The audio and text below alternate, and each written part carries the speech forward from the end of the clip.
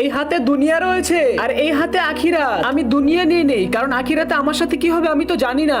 আমি আখিরাত নিয়ে নেই কারণ এই দুনিয়া ধোঁকা ছাড়া আর কিছুই না। আমি দুনিয়া চাই আর আমি শুধু চাই আখিরাত। ঠিক আছে, তোমরা দুজন কিন্তু সন্ধ্যার পরে আমার সাথে দেখা করবে।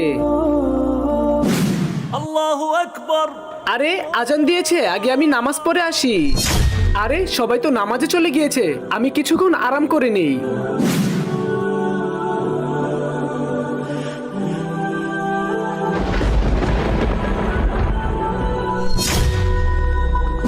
এই নাও টাকা, তোমাকে দেখে অনেক নেক এবং ইমানদার লেগেছে। কালকে থেকে তোমাকে আমি ম্যানেজারের দায়িত্ব দিলাম। এই নাও টাকা, আর কালকে থেকে তুমি কাজে আসবে না।